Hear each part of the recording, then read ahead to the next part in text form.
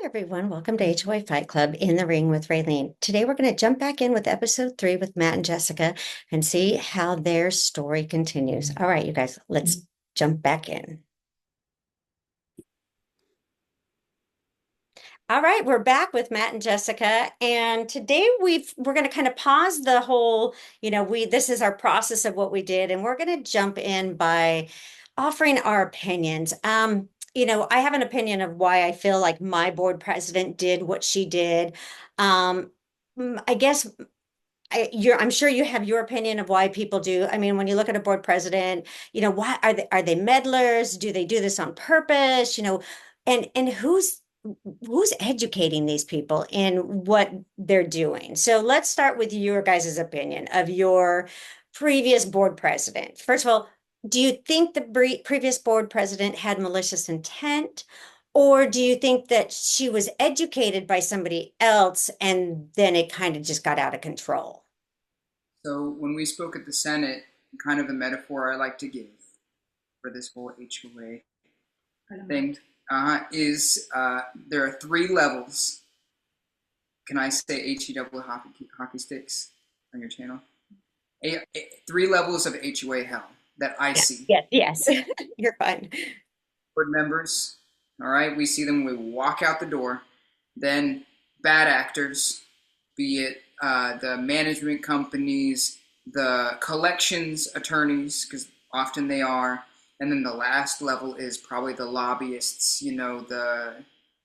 just to give an example, in my opinion, CAI and some of those people who have a lot of to do with the education of the people who are lower down on the HOA hell scale. So,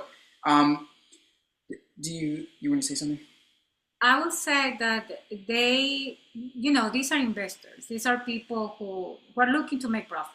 And when you are a person who is just with a business mind, then you don't really see, that's my opinion, you don't really see these families as individuals. You just only see how much dollars can you obtain from these families. Mm-hmm. It's just a simple, it's like another investment. Yeah, and, yeah. And I would say if we go by that type of mentality, then we can clearly understand how all of us ended up in this type of horrific situations. Well, and I think we understand that, the professionals do have, quite they're vested. They have a vested interest in what happens in these communities. And, we look at a property manager who's only making $500, $600. And I see that all the time. A property manager who's only making $500 and $600 a month, running a community of, 130 homes. Well, they're not putting their best foot forward. They're not involved, or they're too involved. And, they're involved because they've been trained by a corporate head to be involved to enforce fines and fees. That's when you look at CAI's trade, their goal is super priority liens and non-judicial foreclosure. That's a huge advocacy for them.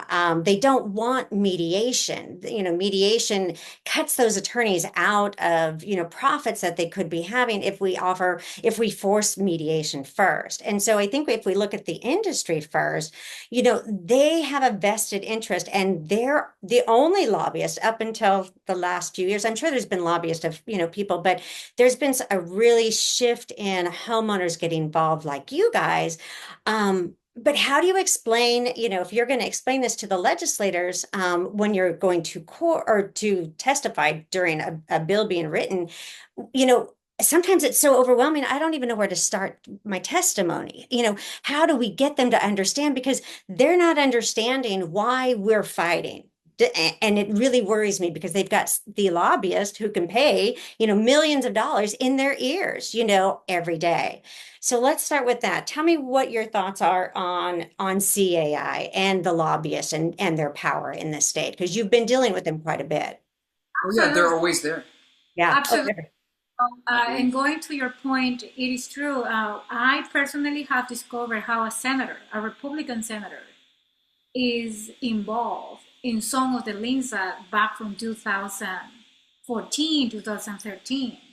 And this Republican senator is from the same city, where the management companies, the owner of the management companies, and the attorneys are from the same business complex. So we as homeowners, how can we really fight against a system that has been completely taking over? Well, it's It says, infiltrated. Yes, they've infiltrated the system. so how can you come to legislation and tell the legislators, but you are part of a law firm that we discovered has been filing liens on our community, and at the same time you have partnership with the board attorneys that were profiting excessively from these houses without a due process. That's Yeah. It is a really hard fight, Well, but we have. and you see the donations coming from, CAI does show who donates to their, to them. And it is, when I see a donation and CAI, their donations aren't tax deductible because they're not that kind of nonprofit. So when you see an attorney donating over $10,000 to a nonprofit, they have to, nobody donates to something that does not benefit them or help them in some way, or you know, you usually get a tax deduction from it. That's why you donate, a lot of people. But when you don't get a benefit from it, there's a benefit somewhere else. And that's where I think that people don't understand the benefits, the kickbacks, the insider trading that these professionals have. They know what's coming up in what properties are distressed because they're putting those properties into distress.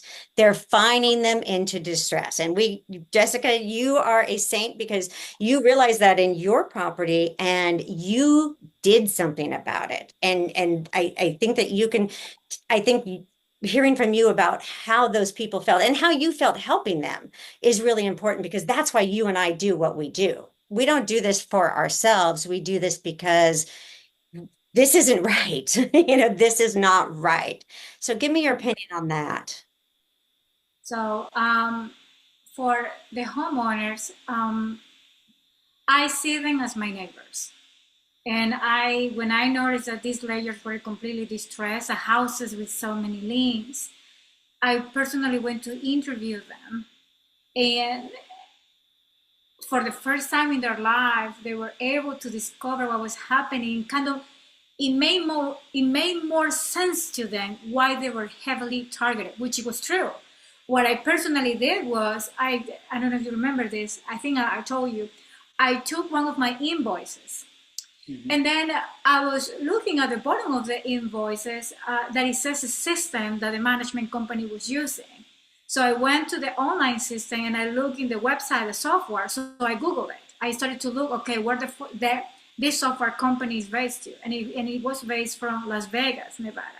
So I went to that website and I did like a free trial to kind of understand how the management company really knew which houses should be targeted. And at that moment, I discovered that all of the houses could be labeled in different colors. So green, red, and purple.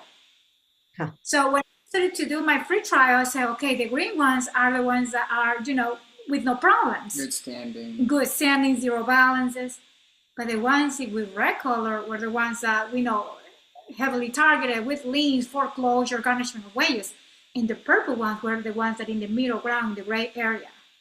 So there was one night that I told him and I said, Matthew, now I know how the management company can really rate these communities. And it's so easy for them because when you're managing more than 3,000 houses, you have to be very smart in order to know which houses are the ones that are in distress. So I just wanted to learn how, at least from our perspective, the management company was able to target these houses. And there are many softwares out there and websites that really help to navigate in a very fastest way to label these houses. At least for my research, it was based in colors and labels and a software that they use from a company based in Las Vegas, Nevada.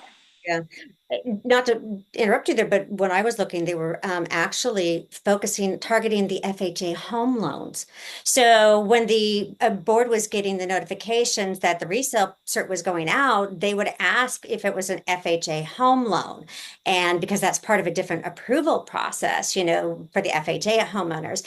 And that's what they were targeting because usually those homeowners are lower income families that can't afford big deposits. So it's easy to put in distress because you just give them a fine they can't afford. You give them $3,000 due today or in 10 days and they can't afford it. So that was what they were looking at my community.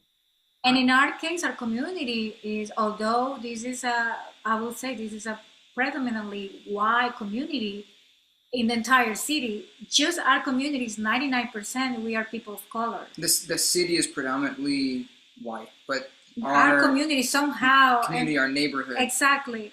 So is probably one of the more diverse ones. Exactly, you have people from Jamaica, you have people from Haiti, people like in my case South America. Cuba, Puerto Exactly. Rico, So we just have like everywhere. Probably just West 1% or 2% of the houses are Caucasian people. And those were the people who became our toxic board. Go figure. I was going to mention that I think it's important because if the senators ask, why would they prefer this occupation to another, right?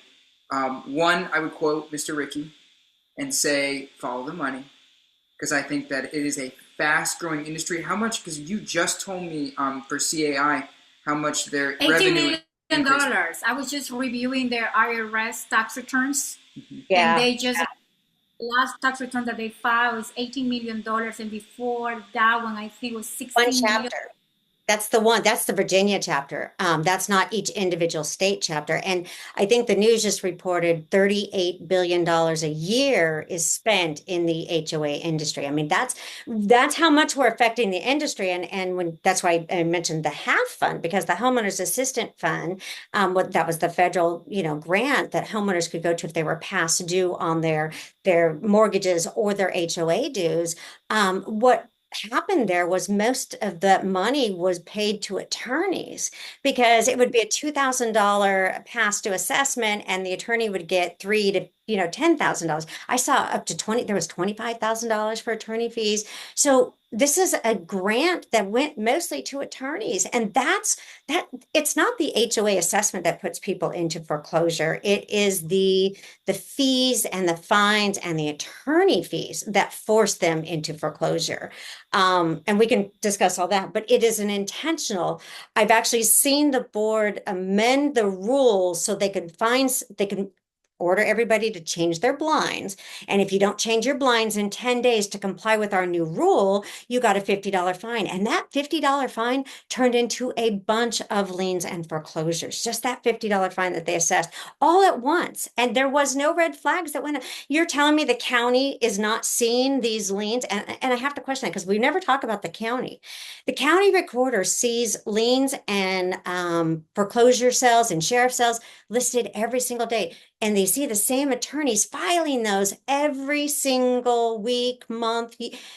Is there no red flags there? I mean, is that county assessor, whoever's the county recorder not seeing all these homes that are being put into distress and report them to anyone? So that's another mind-boggling thing for me, that the county doesn't report this to the state and to the government. So, but again, no oversight. That was going to be my commentary as to why I think it's so attractive to certain individuals and how certain people do business, because obviously not everyone.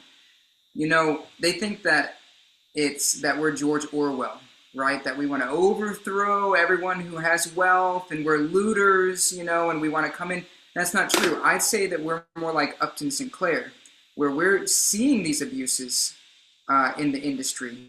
And we want to make those known. And from what I've seen, it's the fertile grounds. Yeah. Fertile grounds. What, maybe not, in my opinion, not moral, but what businessman doesn't want to have that control over the market?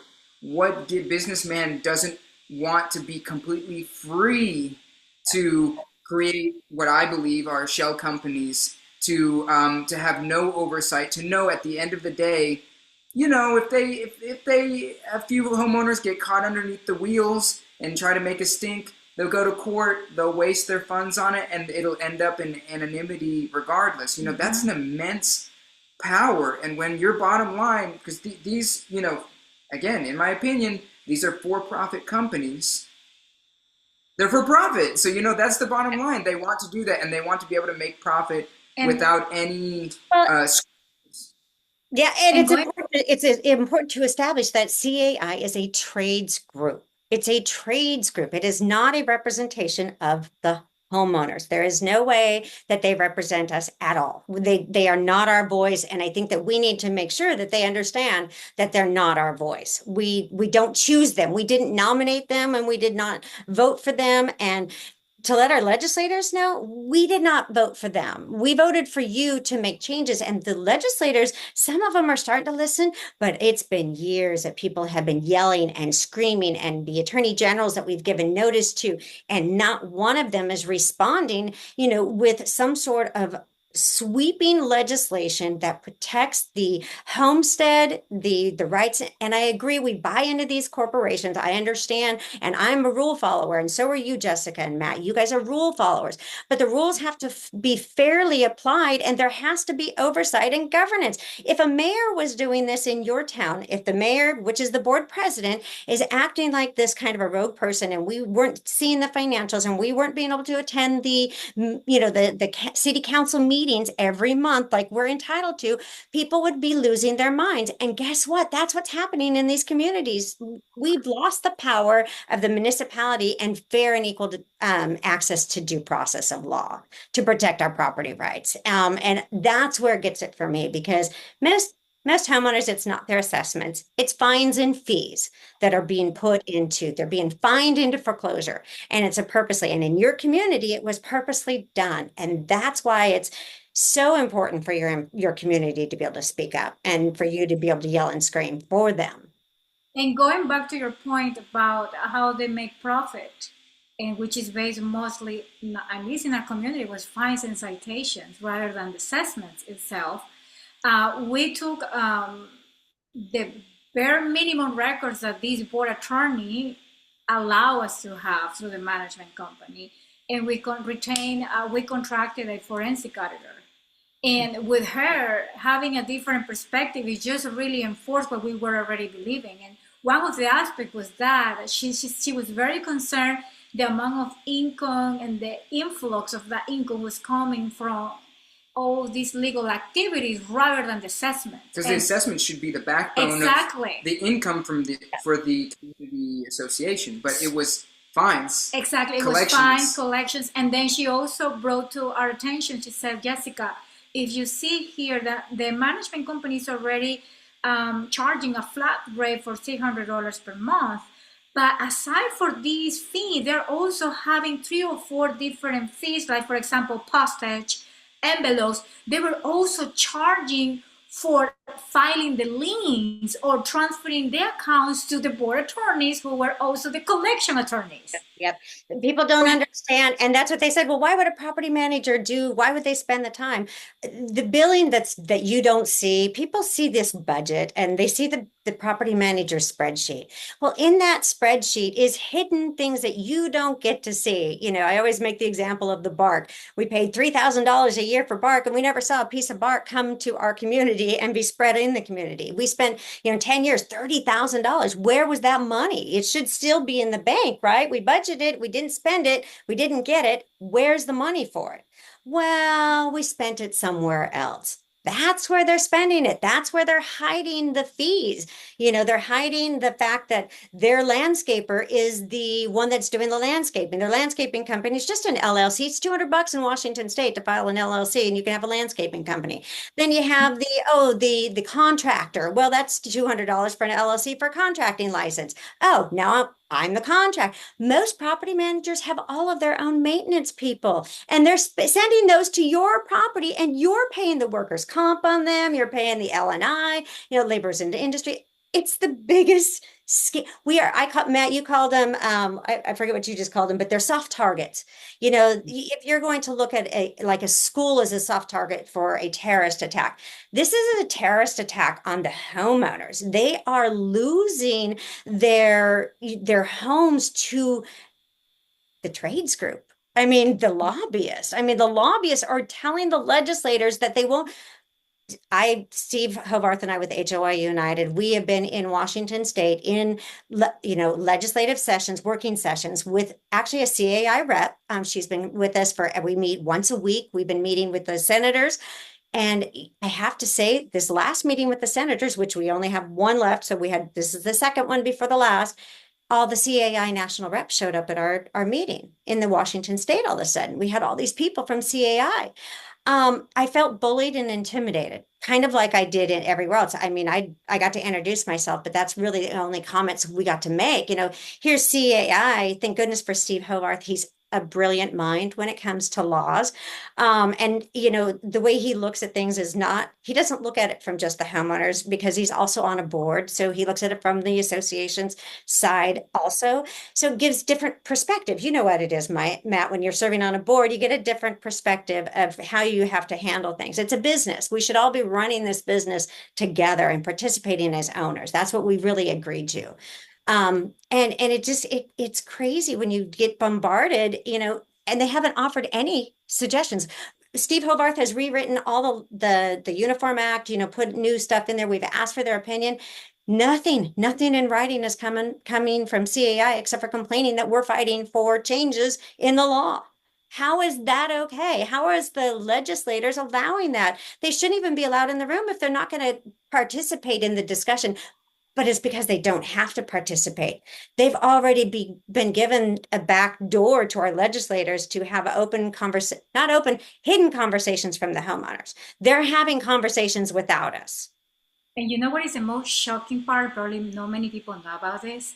That this is an international organization. The president is someone from Dubai. Mm-hmm. This guy is already running the same idea in Spain. I've been tracking him on social media and many publications about him. He has been in Spain. He just finished an entire tour in the last 8 months. He was in Spain. He was in Mexico. He was in Thailand. He was, I think, in some of the countries for Arab, Saudi Arabia. I'll have to do it because the last 5 years I've been traveling. And the reason I've been traveling is I'm looking at condos around the world. And I'll have to do a whole series on, just the investigation of the condos and how it is living in other countries. But CAI is becoming a huge influence. And it's just easy for the government to give it over. Look, well, it's pretty much, hey, we'll manage it for you, government. You won't have to worry about a thing. And that's what makes it so wrong, because you're taking over, again, the municipality and due process matters. Due process matters, when it comes to fines and fees. It really matters. Yes, and it really hurts that someone, an outsider, is running our communities in the entire US. Yeah. That's the most despicable part that I'm against you, and that's why I'm very eager to learn more about them, how we can fight against them, because here we are addressing our life, we're addressing our finances, we are addressing as the CEO of CAI said, probably the only investment that many people will do in their entire life. So we have to make that investment from our perspective, from CAI, because they don't share the same mentality as we do. So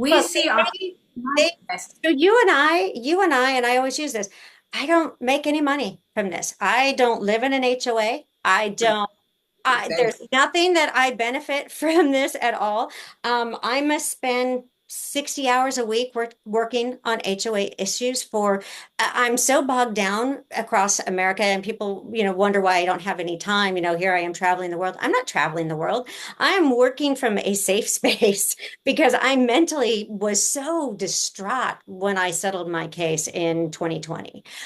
People don't know what it takes, until you have to fight for your home. You have to fight to make sure that your property is safe. I mean, you are fighting to keep your property safe, and there's nobody out there that's listening. Thank goodness that you guys do have somebody, for part of your case, but there's nobody listening to homeowners, and you're just selling us out. The government is selling us out to this monopoly of an industry. It's a monopoly. There's no Washington State, you don't even have to be licensed to be a community manager. You don't have to be licensed. There's no oversight. There's no special training except for CAI training if you choose to do so. I just find that so bizarre. Why would you? There's no background checks. There's no, nothing. I mean, we are just a soft target for anything. And when people say that there's no embezzlement in these corporations, There's embezzlement every single day. They're stealing our homes. So whether they steal it by forcing me into foreclosure with a $50 fine for parking on a public street, which is a client I have right now, he's parking on the public street. He's being fined a couple $100 every time somebody parks in front of his house. It's a public street. Really, is it? He has enough room in his garage driveway for 3 cars on the cement to park his cars, but because he's parking 3, he's only supposed to park 2. He's getting fined every day. He has a teenage daughter, he has kids, family. It's a Vietnamese family, extended family. Why? It's not gaudy. I mean, why are we so concerned about where these people are parking? And in your community, they created a parking violation where no parking rule existed. That is, Like, let's discuss that. like the police, would leave when you have a legitimate, Yes. enforcement of the city, like, the city police. They had these stickers, and the number that they would put on it was it the management It company? was the husband of the owner of the Uh-huh. management company. Yes. And And people were confused. They were really under the impression that the police officers were leaving these citations, but was not. So just imagine the scale of all these arbitrary actions, how they feel that they really own us. Yeah. and did we? Well, because they don't have to go to court. If that was a police officer that put that citation on there, you would have gotten a phone number to go for a court date. You would have had a due process. You could have pleaded to the courts why you were parked there and why it was or was not unlawful. You would have a right to have an impartial tribunal look at why the police officer gave you the fine. But in HOA, the board's the police officer and their jury, judge, and executioner. And the biggest thing is they can take your house. They can steal your house for that fine or fee. And it's not like they are obligated to offer you a hearing. They don't even, some of them don't even offer you a hearing. Some of them fine you before the hearing. So in Washington State, you can give somebody a fine, but you have to offer them a hearing first. I think that hearing should be mandated. I think that if you're going to be able to find these people, that should be a forced hearing. There should be a forced hearing with someone, an impartial tribunal. But of course, that would small claims court, or you would have to force it. That's why we can't have fines and fees. If you have a barking dog across the street, is a fine and a fee going to stop that dog from barking? No, you're just going to add up those fines and fees forever. And it's never going to bring that homeowner into compliance. The goal shouldn't be fines and fees. It should be bringing somebody into compliance. Half of compliance is these people don't even know what the compliance is. What are the rules and regulations? Who's checking if they're reasonable? Let's discuss reasonable, because that's a definition we can't seem to get defined by CAI is reasonable. What is reasonable? What isn't arbitrary? Some fines, parking on a public street, is that an arbitrary rule? Parking 2 or 3 cars in the garage driveway, is that an arbitrary rule? Would a regular court enforce that fine or fee? So I think why should homeowners have to go to civil court to deal with this? They just get to be bullied because there is no other solution. What's a good solution for these homeowners? Paying 10 grand for civil court for a $50 fine? I was told just to pay the fine. You should have just paid the fine, is what the CAI attorneys told me the first time I testified. There are a lot of veins that we see from our international experience and elsewhere of kind of this toxic institutionality where there are telltale signs. And one of those telltale signs is when the institution, which should be at the feet of the people that it is serving, it's toxic when the burden is put over our backs as homeowners. So if supposedly the HOA is supposed to be helping our home value or the home value of our homes, the question, kind of the same question, is reverted or changed, and it's preserving home values for the industry instead of for the homeowners. Well, That's and the way. if you look at Washington State, so I'm in the foreclosure group also because I want foreclosure prevention. So I've been on this group forever. That's how we did some foreclosure prevention for the HOA, was coming through the other side, on a different side of legislation. But as I go to this foreclosure group right now, they're talking about wanting to identify the investors how do we identify these big investors who are buying up these properties? How does the state get that information, and how do they stop it? So Washington State is discussing capping how much property you can buy. Now, do I agree with that? Part of me wants to say, no, we should never be capped on, our profitabilities, but there are property managers, and the thing that bothers me is we haven't really had a chance to speak, to tell them, look, in HOA, this is happening. It's real easy in HOA. These property managers, they have a list, and they're giving these lists to the attorneys. And these attorneys and property managers create other LLCs to buy these corporations. So when you see, I have one in Seattle. It's a property manager. He sees a place in distress, he buys it up, he swoops in, he buys it in the sheriff's sale, and he doesn't actually change the name. So he keeps his name of the property and then just says his name and then the property name and creates an LLC. So it's real easy to track which properties he's purchased, and then he instills his people on the board. So it's just, I mean, and he's managing it as the property manager. Well, this is how it's insider trading. I mean, they know they're putting the people in distress. They know exactly, and they're working. It's not like HOA attorneys, you see the same names come up over and over and over. Not every HOA attorney is a bad attorney, but the ones that are doing all the foreclosures, and I tracked ours down to about 10 different attorneys' offices that were doing a majority of the sheriff's sales in Washington State. That's not very many attorneys, and think about the money they're making. And I have to say, one of them had just charged like three different communities a $15,000 special assessment. Three that I knew of that he had charged, that he was a part of. So think about how many foreclosures he was doing if you just average, 40% of those homeowners aren't going to be able to pay for that special assessment. So another way of forcing people into foreclosure is the special assessment. So which we've talked a lot about fines and fees, but keeping a condo association not up to par and then charging them a special assessment forces them with a $15,000 past due amount in 30 days. So it's easy to do. If you see it as a great, as another level, what you just said, having more investors in our community is more profitable for the management company, because at the end of the day, like in our situation, when we came on board, I just discovered, I think it was almost 24 houses that were owned by investors. None of them wanted to participate in the removal of this toxic board. So if you see it like farther, just imagine just 50% of this community will have been owned by corporates. They can impose the board that they want. Well, that's why they didn't support you. That's why they didn't support you, because they were making, they know exactly where to buy. They had been doing it for years. There are communities in those situations already that have been managed by the same management company that was managing us. Communities are completely like we call ghost communities. Oh, yeah.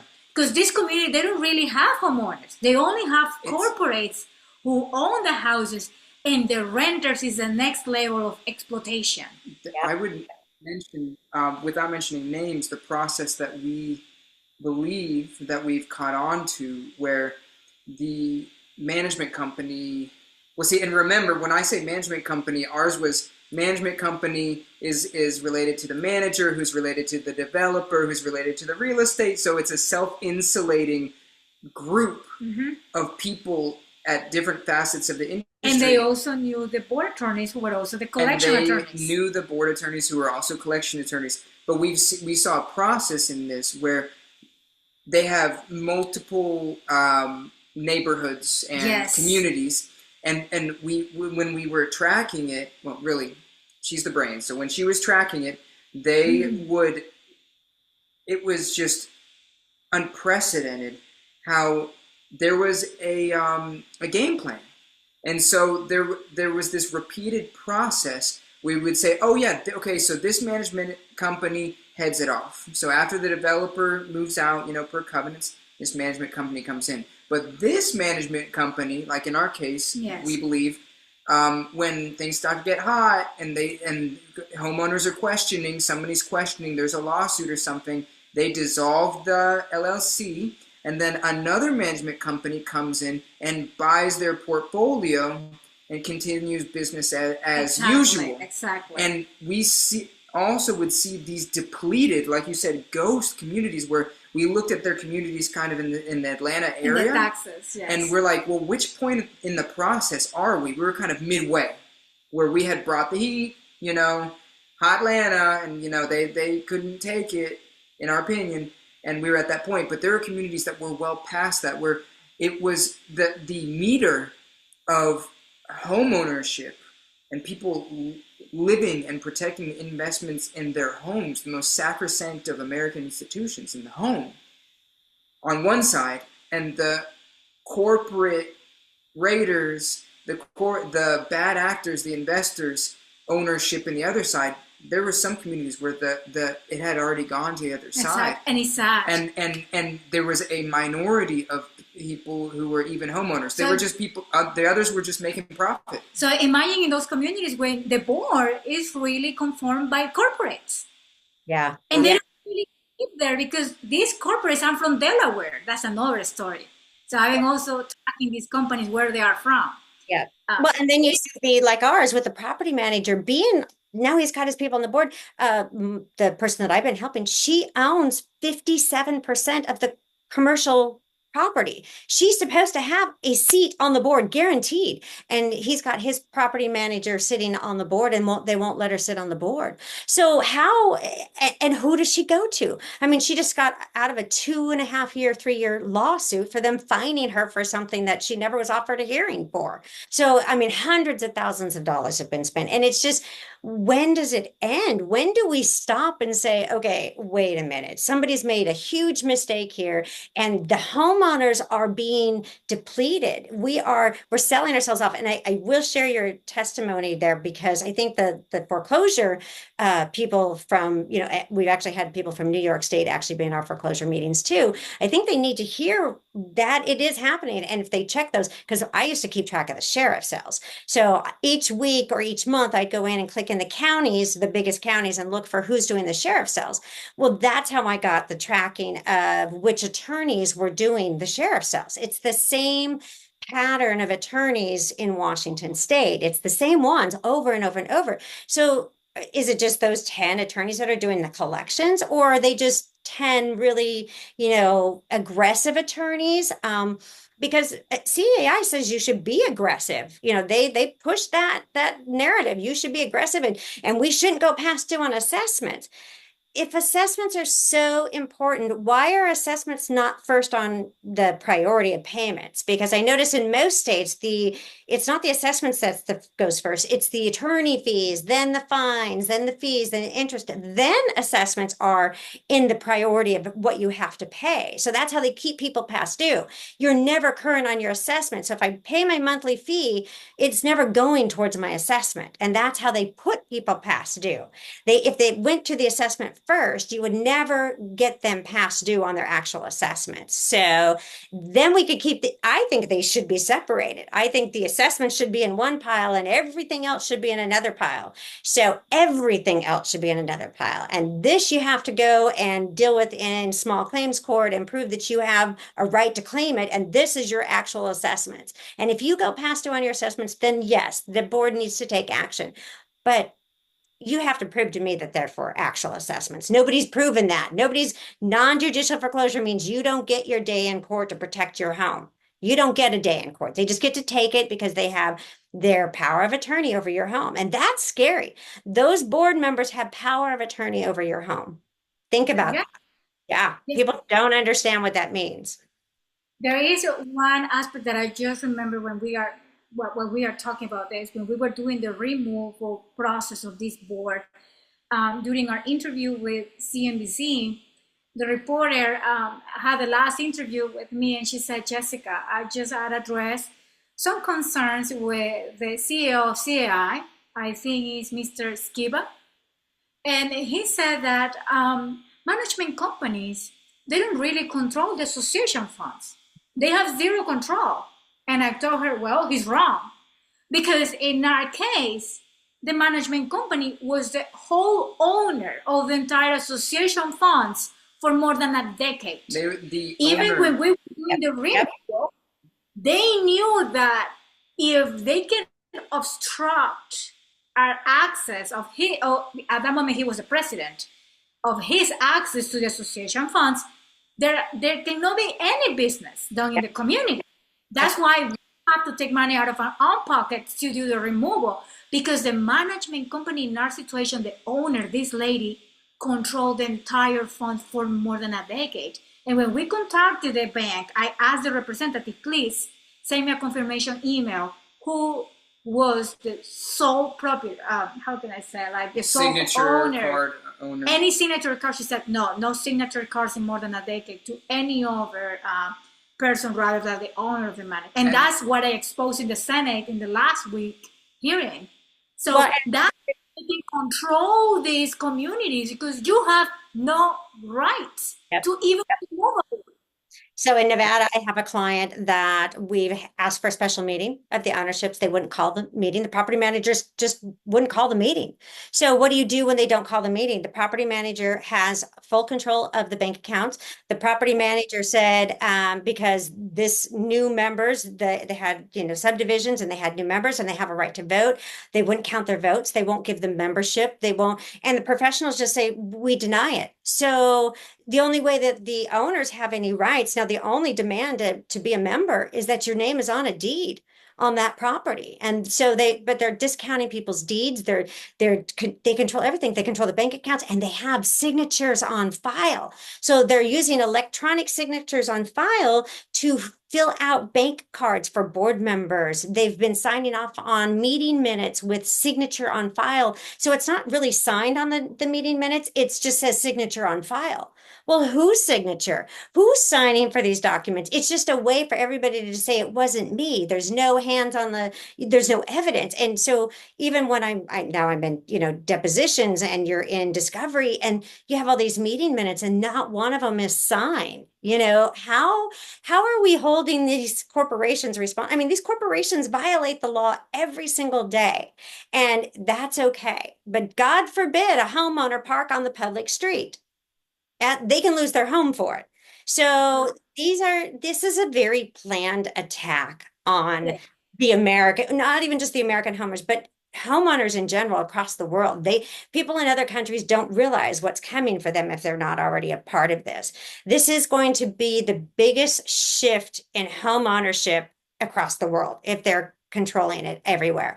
And I think that we should be I'm sending out warning signals. I've been trying to say this, and I call myself a whistleblower, but we are whistleblowers. People are losing their homes, and the government is allowing it. They're ignoring it. For what reason? What benefit does it have not to offer mediation for these homeowners? I mean, why should I have to even fight for legislation for that? I mean, you can't, if Steve and I, when we go to the legislation meetings, we're not fighting for unreasonable things. We're fighting for very reasonable things, that you can't really contest. But they won't even come to the table. That's not okay. That means we, the homeowner, don't matter. Think about that. We, the homeowners, don't matter. And you've been there. You've been there at those legislation hearings. You know what it is. All of them. And one thing I wanted to kind of paint a picture of when you start investigating, and I invite everyone, don't take my word for it, dig, research. The haves, as far as or the have-nots, which are the homeowners in this case, there's this self-insulating ecosystem that is created where the homeowners find themselves completely at a disadvantage. So they in our community, the people who they found, we believe this is their process, were the ones who were least likely to be at home, the ones who worked third shift, or even in more wealthy situations we've seen at the Senate where they're property investors, they're people who are not present. This ignorance or this absenteeism where they can create this system where, like you said, they're behind the scenes. Yes. They're behind the scenes. And they know each family because they have their president, at least in our case. She was the one who could tell which houses were behaving in a certain way because we discovered through emails how she was communicating with the board attorneys in the management company. For example, if the homeowner was at home or he was not at home, or what type of job she believed this homeowner had, and which houses were more difficult to get in contact with, which for the management company was the most profitable one. And so having all these factors, is a predatory industry. That's how I see it. Or also, And sorry, the last. look at the things that they can do with that, though. The board president, ours did the same thing. She knew exactly where we were, but she had control of the proxies that way. She knew which investors were not going to be there, which people were there, so she could put proxies in because we didn't know our neighbors. Only she knew who was going to be there. So she would have those proxies filled out before she even got there. And to your point, in our neighborhood, when we started, we thought it was an individual thing, and everyone we talked to thought they were the only people who had been in court.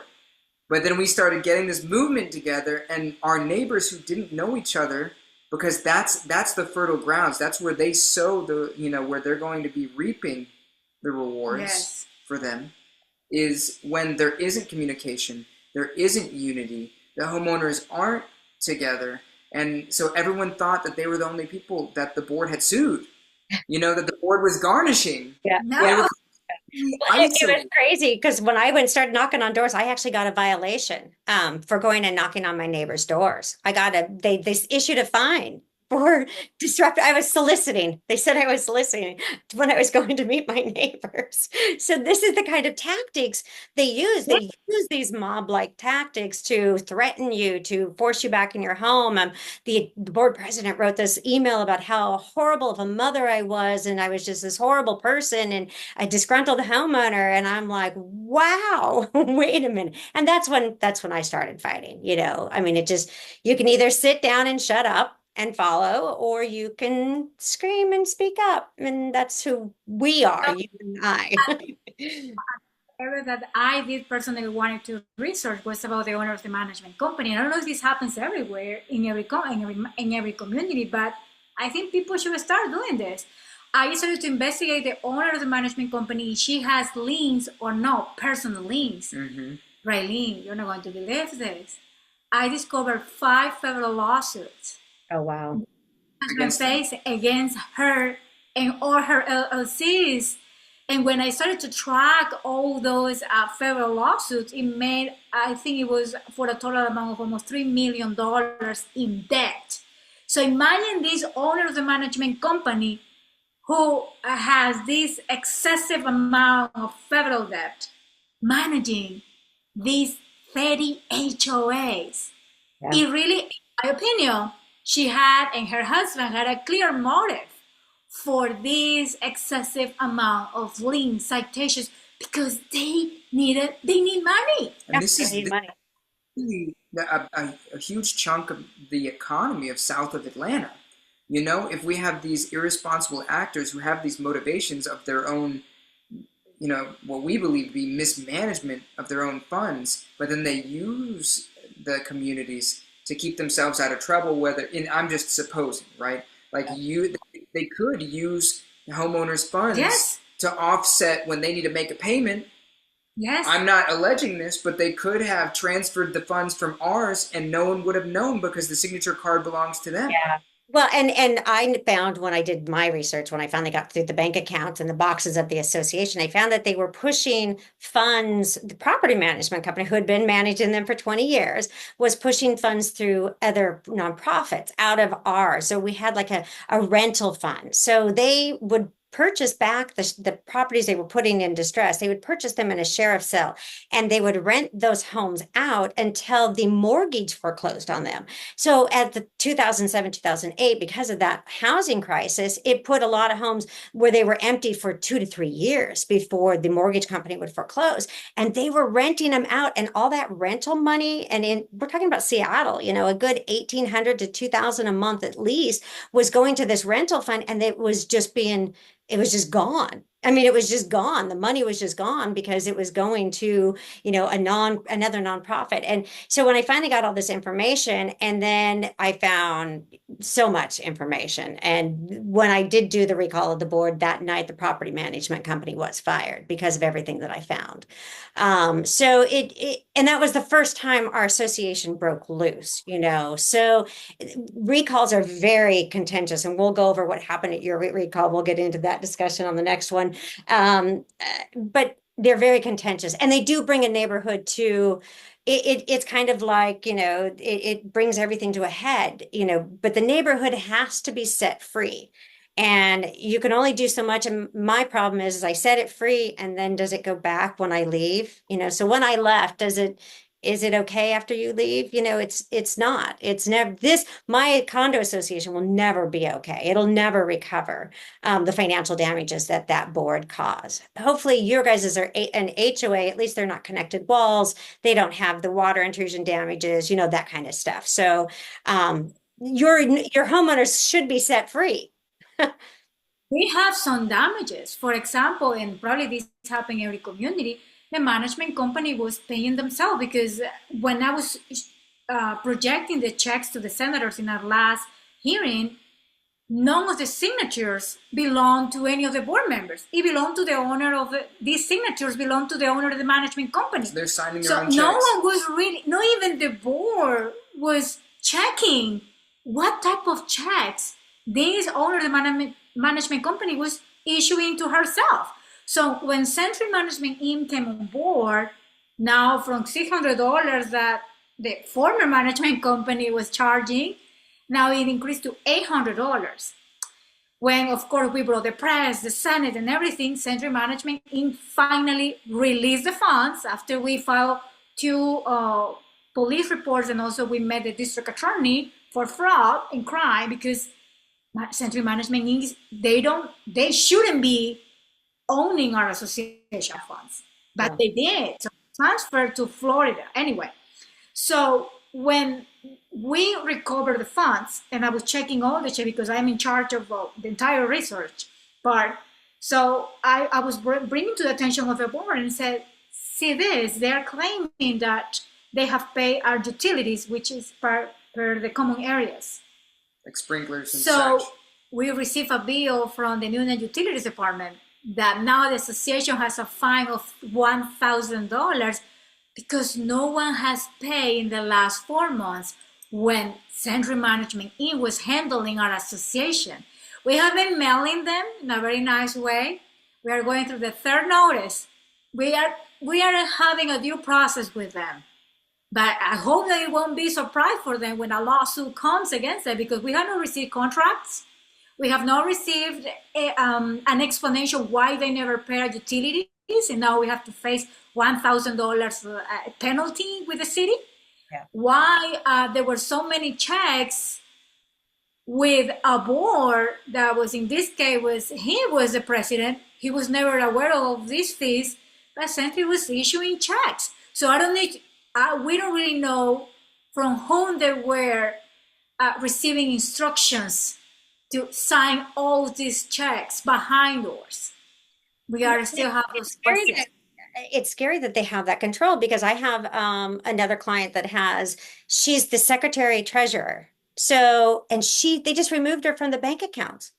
Who gave them the right to remove the secretary treasurer from the bank accounts because she doesn't agree with what they're spending money on? She doesn't agree with they're suing her and for, we won't even get into her thing, but they're suing her. So they just removed her from her responsibilities. They don't have that right to remove her from those responsibilities. And the person they put on the checking account was past due on his assessments when they put him on the account.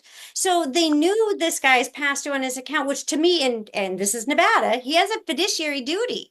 So he shouldn't have even been put on there, but they're doing it to hide things. They're not having, they're voting in executive session, which in Nevada you can't do. There's so many, but who's going to hold them accountable? They have an ombudsman's office. What does the ombudsman do? We can't do anything.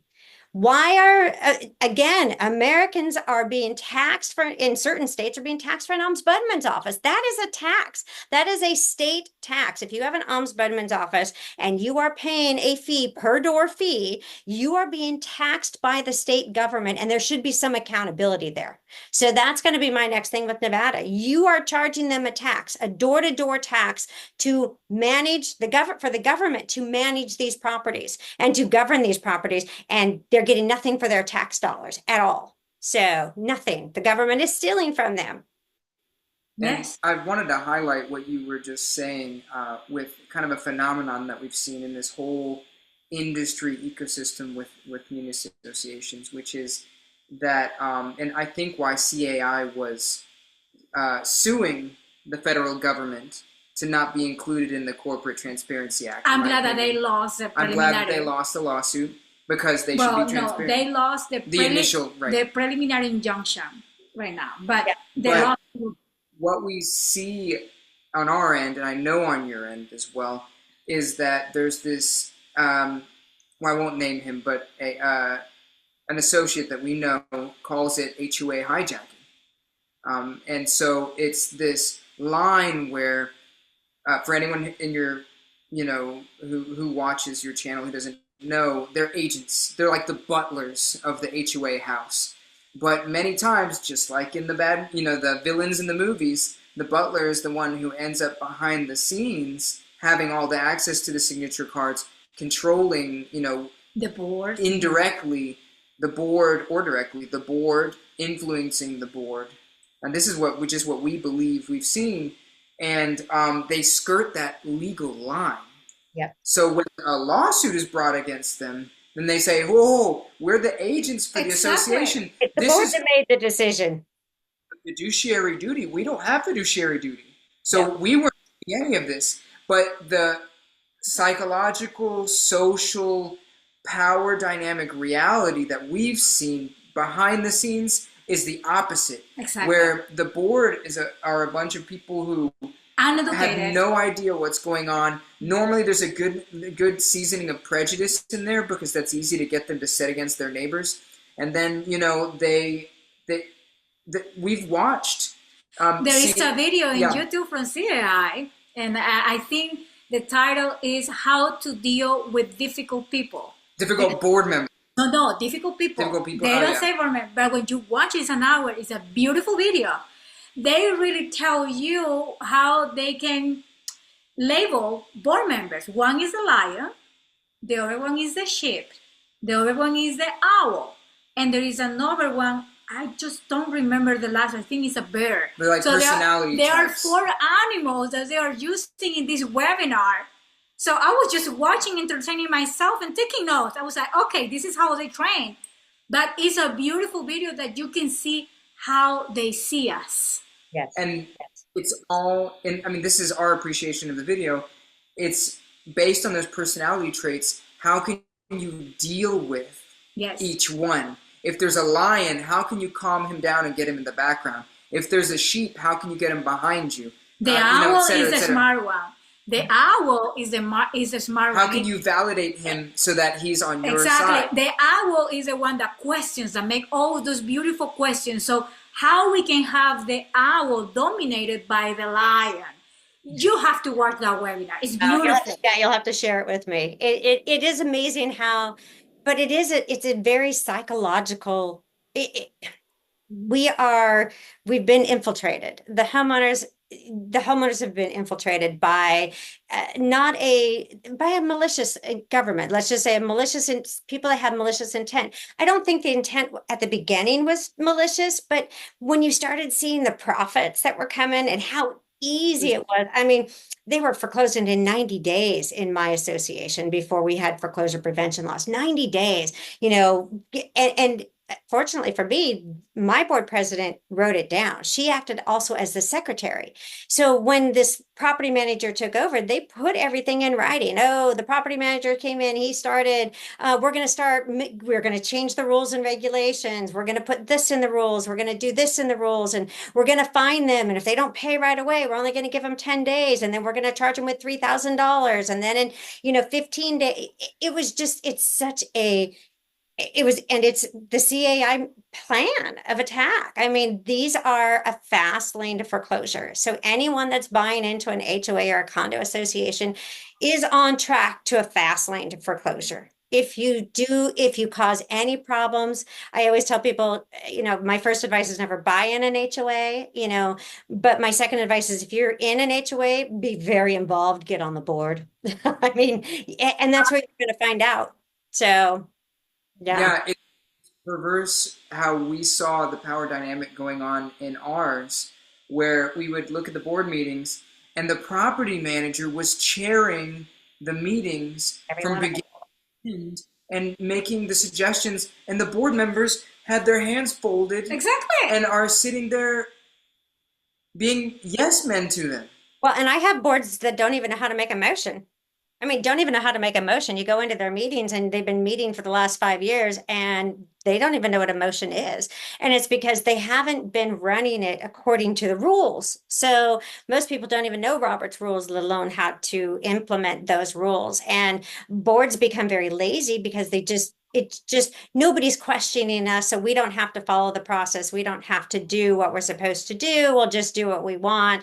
And I mean, it's the Wild West out there. And the problem is the Wild West is starting to become tamed by the owners that before we lose it, because that's what's happening in the shift of home ownership and ownership of this is, and that's the red flag in Washington state that they're identifying is that the shift is shifted. So the corporations are going to own more than what the actual owners make. So the individual homeowners are going to be outbeat by the corporations. And that doesn't sound bad if you're owning a condo association, unless you're an owner, the one of the 50 owners that, are in that condo association that don't get a vote anymore. These aren't municipalities anymore if we let one corporation take over a majority of the ownership. Now, in my association, you could only own 10% of the association, but that means we're going to have to put, preventions in the laws to not allow these people. And they're not even looking at that. They're not even looking at the developer's end of it. They're coming at it from the renter's point of view that, renters are being hurt, which they are, but you have to look at it. You have to start with the developer. You have to stop letting developers create CC&Rs and have a standard set of CC&Rs that go for every community in the area. There shouldn't be 5,000 different rules.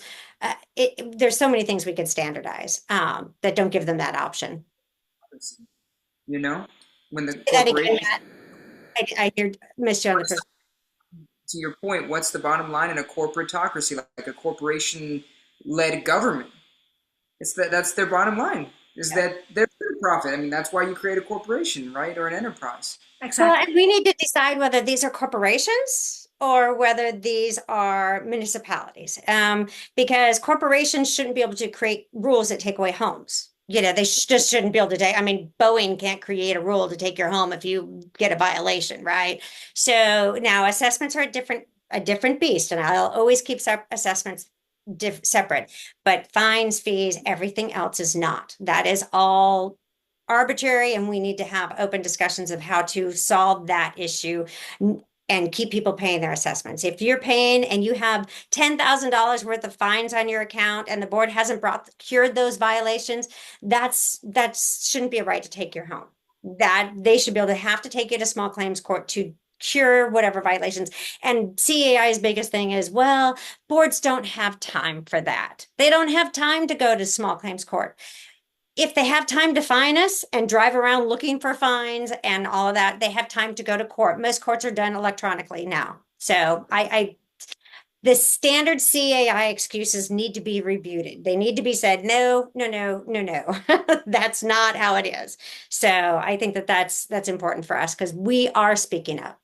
Absolutely. And then just to finish here, it's like when you start asking questions, like in our case, we started to ask finances and meetings, why the management company was heavily involved in these citations. Then they started to label us as instigators. Oh, she's just an instigator. She's just another looter, a slum who just is trying to use what the expert president said in the body camp. Oh, she just wants to do a race war. Oh, she's creating a race war in the neighborhood. Hispanic, black people, and some of them white against me. That's not the case. That's what I call it is justice and accountability. I don't really need to be an instigator in order for you to provide me records of what we are supposed to be entitled to. Yeah. Yeah. Yeah. As And that's just such a thing, it comes to, and that's such a simple thing. Records. It's just such a simple thing, but it's the biggest battle I see on Facebook, on all of my comments. It's getting records is a big battle. So corporate transparency, in more ways than one, in more ways than one do we need corporate transparency. And we need to make things better so that people don't lose their homes. And if you really want to save people from losing their homes, government, then you'll stop letting fines and fees be included in assessments. You'll define what a true assessment is, because I think in your community, if they actually had to separate those two things, you wouldn't have had so many people that had $12,000 balances, that were being garnished their wages. Because seeing that, and I watched the CNBC, and I shared it again yesterday, that news report with your homeowner there that you were helping, that poor family, poor family. Think about what they could have done with that $12,000 or $18,000 or $20,000 that they spent on fines and fees and attorney. Who's going to make them whole? It's not the government's washed their hands of them. And we've heard those accounts where they didn't go back to school because they had to pay the HOA and their attorneys. They didn't spend as much time with their kids. They spent double shifts, 80 hours. Yes, 60 some hours. of them ended up with anxiety treatment. Psychological treatment, like some real. owners have to play their houses in Title 13 in Barkerooksy because they knew that they were coming to foreclose the properties. So it is just one side.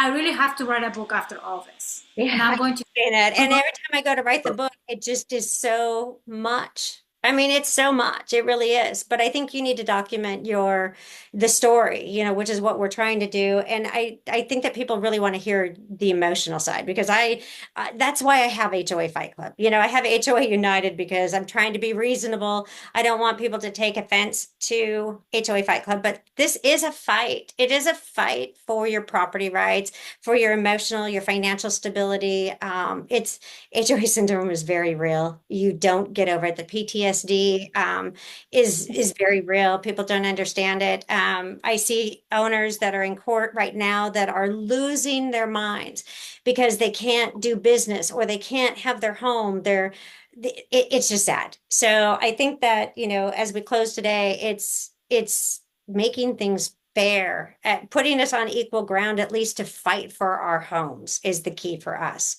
Put us on equal ground. There can be a reasonable industry where the butlers are the butlers and the agents are the agents, and the attorneys facilitate the legal aspect of community associations if you don't want to live in the woods like me instead of an HOA, or where the property management company comes in and does logistics, and that's it. And they don't have an incentive to ramp up the fines and foreclosures or whatever else, indirectly or directly. Yeah. But that's not what we see right now. We don't Well, no, see because that. there is the incentive. The incentive is there to ramp up the aggressive fines and fees and foreclosures. That's the only way the industry is real profitable. Instead, they should be our first line of defense. And I've always said that. The attorney, when a board brings something to an attorney's notice, that attorney should be able to look at it and go, okay, let me hear from the homeowner side too, so that we can. A corporate attorney would not even participate. I've owned an S Corp. I've had business partners. When the business partners decided to vote people out, the corporate attorney managed the corporation, and both sides had to get their own attorneys. So that's how real corporations work. They, the members, if there's member squabbles, doesn't matter if you're the board or not, you get your own attorneys, and the HOA attorney would manage just the association and make sure that the association is protected. So we need to run these as corporations. That's why I say the difference between a corporation and how you run it and a municipality, because they shouldn't have these are corporations, and they should be ran as corporations without those powers.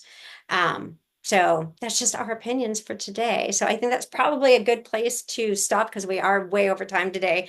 But I just wanted some emotion from you guys. And I think that, we do show our emotion, but it is just good to have that open discussion.